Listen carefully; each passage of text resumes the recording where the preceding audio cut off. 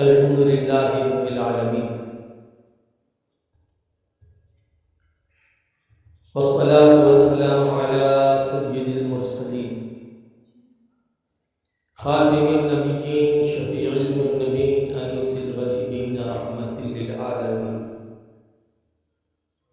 قائد الغر المحجلین سیدنا و نبینا و مولانا و مقوانا و مرجانا محمد النبی المبعوث رحمت للعالمین وعلى آلہ واصحابہ وازواجہ واہل بیتہ وعلماء ملتہ وشہداء محبتہ اجمعین، اما بعد فاعوذ باللہ من الشیطان الرجیم،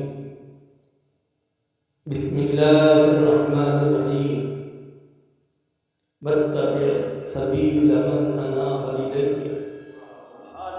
صدق اللہ مولانا العظیم۔ ان اللہ وملائکتہ یصلون علی النبی یا ایھا الذین آمنوا صلوا علیہ وسلموا تسلیما، اللہم صل وسلم وبارک علی سیدنا مولانا محمد طب القلوب ودوائها وعافیۃ الابدان وشفائها ونور الابصار وضیائها وآلہ واصحابہ بارک وسلم، صلاۃ و سلام علیک یا سیدی یا حبیبی یا رسول اللہ۔ میرے پیارے دین اسلامی بھائی، آپ سب لائق مبارکباد ہے کہ آج آپ کسی لیڈر کے جلسے میں نہیں، کسی سیاسی جلسے میں نہیں، اس لیے کہ سیاسی جلسوں میں جو شریک ہوتے ہیں، جو بھیڑ ہوتی ہے، وہ تو پیسے دے کر بلائی جاتی ہے۔ اب ہمارے مدرسے کے پاس اتنے پیسے کہاں ہیں جو آپ کو پیسے دے کے بلائیں؟ ہم پیسہ نہیں دیتے، مصطفیٰ کی محبت کا واسطہ دیتے ہیں، مصطفیٰ کی محبت کا واسطہ دیتے ہیں۔ تو آپ نہ یہاں کسی انکم کے لیے آئے ہیں، نہ یہاں کسی شہرت کے لیے آئے ہیں، اور نہ ہی کسی نام و نمود کے لیے آئے ہیں کہ سیاسی لیڈر کی اگر ریلی میں شریک ہو جائے تو ٹی وی پہ آپ کا بڑا پوز آ جائے گا، ہے نا، اور بڑی فوٹو چھپ جائے گی اور بڑا نام آ جائے گا، آپ کا کیریئر اونچا ہو جائے گا۔ یہاں ایسا کچھ نہیں۔ ہاں، آپ یہاں آئے ہیں اخلاص کے ساتھ، صرف دارالعلوم غریب نواز کے سالانہ جلسے میں ایک طالب علم کی جو قرآن مجید کا حافظ ہوا، اس کی دستار بندی کی خوشی میں آپ آئے۔ آپ آئے قرآن کی خوشی میں آئے، آپ آئے صاحب قرآن کی خوشی میں آئے۔ آپ کا فوٹو یہاں نہیں بلکہ آپ کا سراپا اللہ کے پاس پیش ہو رہا ہے، اور آپ کی نیتوں کا اخلاص دنیا کے کوئی مبصر نہیں لکھ رہا ہے، پیپر میں لے کر نہیں لکھ رہا ہے، بلکہ اللہ کا فرشتہ لکھ رہا ہے۔ آپ آئے، یہاں جتنی دیر بیٹھیں گے انشاءاللہ ثواب ہی ثواب کماتے رہیں گے، اس لیے کہ آپ کا گھر سے چلنا بھی ثواب ہے، یہاں بیٹھنا بھی ثواب ہے، اور سننا بھی ثواب ہے، اور سبحان اللہ بولنا بھی، اور زور سے بول دیجیے۔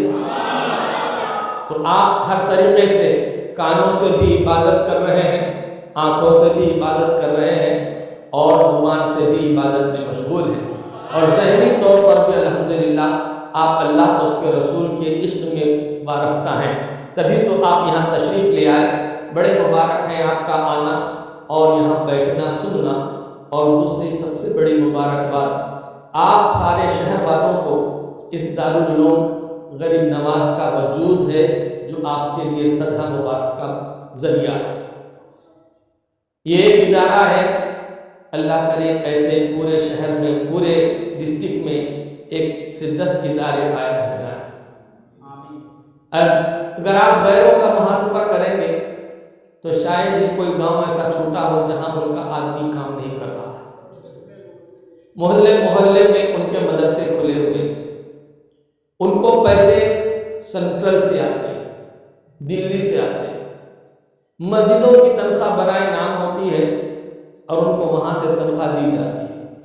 उनके शहरी जो दौलतमंद हैं वो उनका वज़न उठाते हैं और भार उठाते हैं, उनको बल मुट्ठी उनकी मदद करते हैं। मगर अहले सुन्नत का रोना ये है कि हमारे पास मस्जिदों में तनख्वाह भी कम है, मदरसों का वजूद नहीं है, और जो कम तनख्वाह देकर हम इमाम को रखते हैं उसके अंदर 360 गलतियाँ रोज़ निकालने की कोशिश करते हैं। लोग इमाम के पीछे नमाज पढ़ने के लिए कम, इमाम के पीछे पढ़ने के लिए ज़्यादा आ जाते हैं। मेरे प्यारे दोस्तों, हम अहले सुन्नत के अंदर ये खराबी है, उनके यहाँ भी कोई ऐसा नहीं कि आसमान से जन्नत का कोई फरिश्ता उतर के आया और इमामत कर रहा है। वो भी आप ही की बस्ती के रहने वाले, उनकी ज़िंदगी कितनी दागदार है, लेकिन कभी उनके दाग गिने नहीं जाते, पढ़े नहीं जाते, सुने नहीं जाते, और हम अपने ही होकर अपनों को बदनाम करते हैं। हम अपने घर के 2 बच्चों को पालने के लिए कितने जोखम झेलते हैं हम जानते हैं। अपने एक घर का खर्चा उठाने के लिए हम अपने घर का पूरा हिसाब करते हैं। हमारी तनख्वाह अगरचे 20,000 रुपये है, मगर घर का किराया है, करंट का बिल है, सिलेंडर खरीदना है, चावल है, तरकारी है, गोश्त है, सरकार सारा सामान है, बच्चों की स्कूल की फीस है, बच्चों की ट्यूशन फीस है, बच्चों के ड्रेसेस हैं, घर में बीमारी और इलाज के लिए पैसों की ज़रूरत है, और 20,000 रुपये हमको कम पड़ जाते हैं। 30,000 कमाने वाला भी वैसे ही होता है, 50,000 कमाने वाला भी वही हो रहा है, गवर्नमेंट सर्वेंट भी वैसे ही हो रहा है। और फिर हम जब किसी इमाम को रख रहे हैं तो उसके 10,000 की तनख्वाह या 7,000 की तनख्वाह को दिन में 10 मरतबा गिनते हैं। सोचिए तो सही, वो 7,000 में कैसे जिंदगी गुजार रहा होगा। जब हम 20,000 में अपने 2 बच्चों के साथ नहीं पढ़ सकते तो वो 4 बच्चे वाला इमाम 7,000 रुपये की तनख्वाह में कैसे पढ़ रहा होगा। मगर इसके बावजूद उस इमाम के कपड़ों पे हमको डिस्कस करना है, इमाम की आवाज़ पे डिस्कस करना है, इमाम के अखराजात पे हम डिस्कस करते हैं, अपने ही उलमा की हम आबरू निकाल रहे हैं। ईमान वालों, ये वतीरा हम अहले सुन्नत व जमात में शामिल हो गया, जिसकी वजह से उलमा भी हमसे नाला है, वो भी हमसे परेशान है कि हम छोड़कर चले जाते। वाकई उनके लिए ऐसा नहीं है कि यहाँ से छोड़कर जाए तो कोई उनको दूसरी जगह इमामत नहीं मिलती, बल्कि वो ये सोच कर रुके हुए हैं, इन हालात को अगर मैं छोड़कर जाऊँ तो मेरे बाद आने वाला फिर यहाँ टिक नहीं सके, मेरे बाद आने वाला इन मुश्किलों को नहीं उठा सकेगा, इन परेशानियों को नहीं झेल सकेगा, इन आफतों का मुकाबला नहीं कर सकेगा। चूंकि मुझे आदत हो गई है, इसलिए मैं ही मुश्किलों को उठा लेता हूँ, और तुम्हारी हमारी भलाई के लिए वो रुका हुआ है, वरना उसके लिए ज़मीन तक नहीं है। दोस्तों, कौन सा शहर है जहाँ मस्जिद नहीं, कौन सा इलाका है जहाँ इमामत की ज़रूरत नहीं है, किसी इमाम की ज़रूरत नहीं है, किसी आलिम की ज़रूरत नहीं है। हर जगह ज़रूरत है, हर आन ज़रूरत है, मस्जिदें काफ़ी हैं। अब हमारे पास कई मरतबा ऐसे फ़ोन आते हैं, इमाम चाहिए। एक मरतबा एक साहब ने मुझे फ़ोन किया, कहा कि मौलाना मस्जिद में 20,000 रुपये तनख्वाह देंगे, रहाइश के लिए बेहतरीन मकान।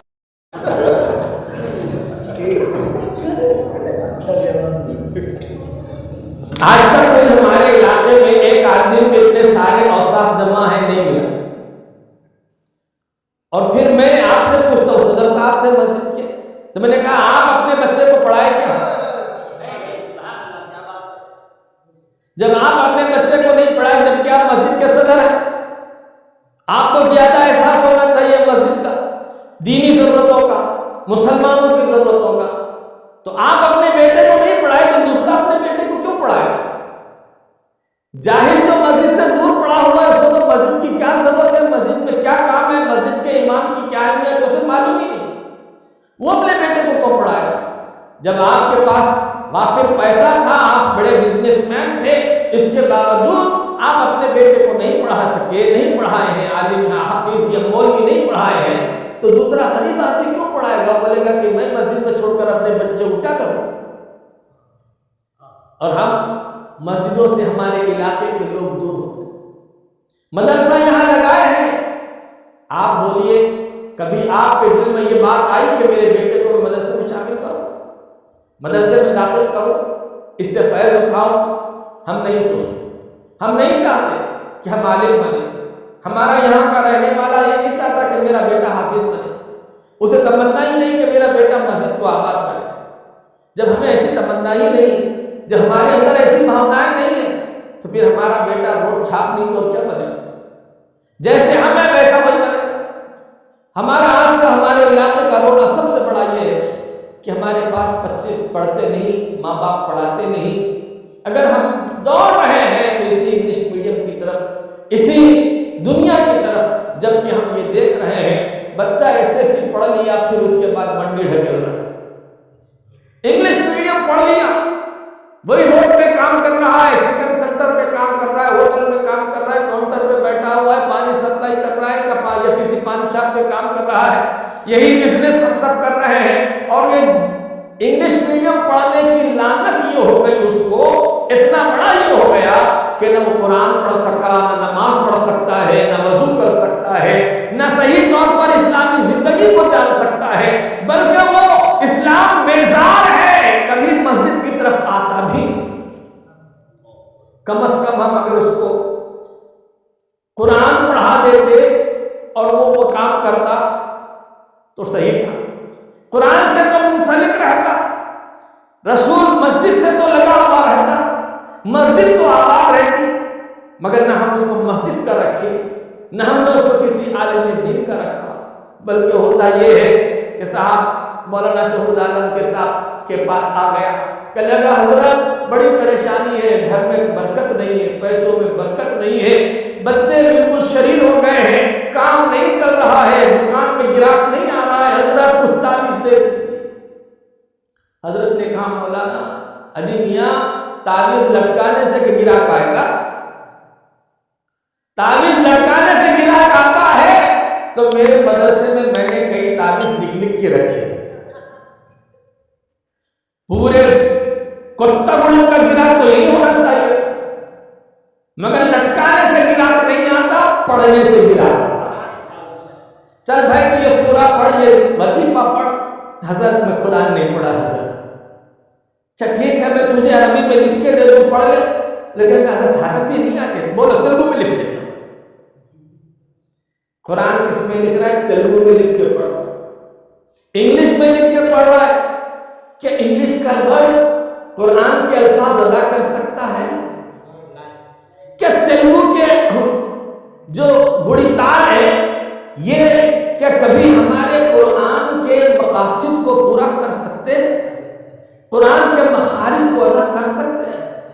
اور جب ایسا نہیں پڑھ سکتا، اور ایسا نہ انگلش میں پڑھا جا سکتا ہے صحیح طور پر، نہ تیلگو میں قرآن صحیح طور پر پڑھا جا سکتا ہے، جب قرآن صحیح نہیں پڑھا گیا تو فائدہ صحیح کہاں سے آئے؟ صحیح پڑھے گا تو صحیح فائدہ آتا۔ اے ایمان والو، ہم نے اس دنیا کی زندگی کو بہت کچھ سمجھ لیا، اور اسی دنیا کی زندگی میں ہم سمجھ رہے ہیں کہ یہیں پر ہماری کامیابی ہے۔ اگر اللہ تبارک و تعالیٰ کو انسان پسند ہے تو اس نے اس انسان کو زمین پہ کیوں بھیجا؟ حضرت آدم علیہ السلام تھے، آپ جنت ہی میں پیدا ہوئے، آپ کی شادی جنت ہی میں ہوئی، اللہ فرماتا ہے اگر چلو جنت ہی میں رہ جاؤ، جنت ہی میں بسا دیتا آپ کو کہ جنت چھوٹی تھی؟ ارے جنت کا ایک محل اتنا اونچا ہے، میرے سرکار فرماتے ہیں جتنا زمین سے آسمان کا فاصلہ، اور اگر وہاں کے جنت کے محل کی خوشنودی دیکھنا چاہو، حضور فرماتے اس کی دیواریں سونے کی بنی ہوئی ہیں، اس کی مٹی عنبر کی ہے، اس کے کنکر ہیرے اور موتی اور جواہر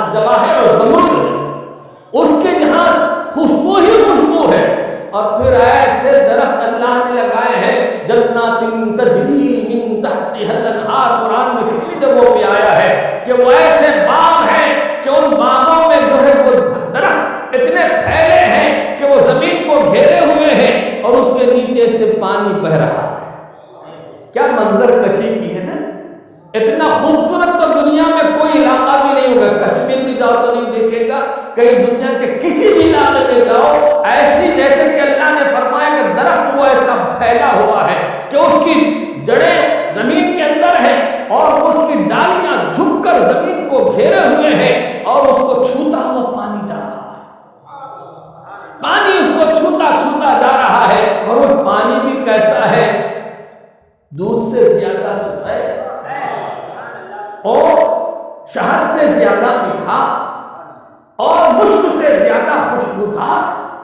پیو تو ایک مرتبہ کبھی پیاس بھی نہ ہو۔ پھل بھی ایسے نرالے ہیں، یہاں تو تم کو محنت کر کے کھانا ہے۔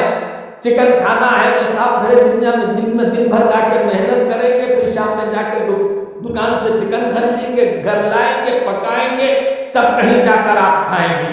اور پھر وہاں کا عالم یہ ہے کہ اللہ تبارک و تعالیٰ فرما رہا ہے اُتُوا بِهِ مُتَشَابِهًا، کہ تم کو بار بار ایک جیسا پھل، تم ادھر بیٹھو اور ارادہ کر لو کہ مجھے سیب کھانا ہے، جا کر توڑنا نہیں ہے، سیب خود ٹوٹے گا، اپنی جگہ سے ٹوٹا اور تمہارے پاس چلا آیا اور تمہارے ہاتھ میں آ گیا، تم نے اسے کھا لیا، بہت مزہ آیا، بہت مزہ آیا، ارے بڑا مزیدار سیب تھا، اور ایک سیب کھاؤں گا۔ جو ہی آپ نے سنا، جو ہی آپ نے سوچا، اور ایک سیب ٹوٹا، پھر وہاں سے چلا تمہارے پاس آیا، تم نے اس کو کھایا، کہا ارے وہ پہلے والا زیادہ مزیدار تھا یا یہ زیادہ مزیدار ہے؟ ایک مرتبہ جو مزہ آیا پھر وہ مزہ دوسری بار نہیں آئے گا، بلکہ اس مزے میں اور مزہ بڑھتا چلا جائے گا، اس کے اندر لذت بڑھتی چلی جاتی ہے۔ کیا وہاں کمی تھی اللہ کے پاس جنت میں میووں کی؟ نہ زمین کی کمی تھی، نہ اس کا ایک ایک محل جب اتنا بڑا ہے، ایک ایک طبقے کا عالم کیا ہوگا۔ سرکار فرماتے ہیں کہ جنت کے 7 طبقات ہیں، سب سے نچلے طبقے میں رہنے والا، اپنے اوپر حصے میں رہنے والے، اپنے اوپر کی منزل میں رہنے والوں کو جانتے ہو کیسے دیکھے گا؟ ایسے دیکھے گا جیسے زمین والے ستاروں کو دیکھتے ہیں، اتنی اونچے ہوں گے۔ پھر وہ وہاں والا اپنے اوپر والے کو ایسے ہی دیکھے گا، وہ وہاں والا اپنے اوپر والے کو ایسا ہی دیکھے گا۔ یہ 7 طبقات ہیں اور 7 کے ساتھ اللہ تبارک و تعالیٰ نے ایسے ایک سے ایک نرالے بھرے ہیں، ایسے ایسے پیدا فرمائے ہیں۔ اس کے پاس نعمتوں کی کمی کیا ہے؟ اگر اللہ چاہتا تو حضرت آدم علیہ السلام کو وہی رکھ دیتا کہ آدم یہیں پر رہو، یہیں پر تمہاری اولاد ہو،